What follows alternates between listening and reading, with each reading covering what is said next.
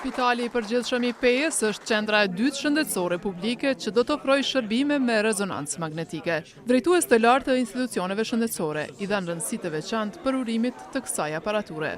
Kur ka vullnet, edhe kur ka punë, e kur ka angazhim, mund të bëhet edhe për 10 muaj investimi tjetër drejtues. Kështu që do varet absolutisht nga ju. Ju thatë një CT heroike, unë mu i me thonë një staf heroik. Tash jemi pajisur me një aparaturë më të re, aparatura e rezonancës magnetike, do më thonë nuk është zamënësim i CT-s, por është një plotësim i procedura imazherike, edhe jemi shumë të lumtur për shkak se tash kamë në ndihmu në diagnostifikim, kamë në ndihmu kirurg në staging paraoperativ. Por në Pejë janë të angazhuar vetëm 2 radiolog dhe një tjetër që është në pension e po mban kujdestarit. Drejtues të institucioneve deklaruan se do të ofrohet mbështetje për të siguruar shërbime.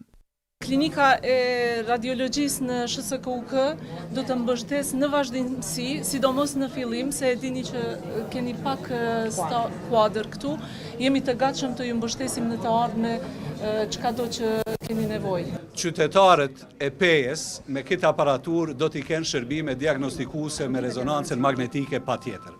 Do me thënë, kjo është më e rëndësishmja dhe në këtë aspekt ka marrën edhe garancionen nga drejtoresha dhe nga SHSKUK-ja komplet që radiolog nga SHSKUK-ja do ta mbështesin shërbimet e radiologjisë në komunën e Pejës.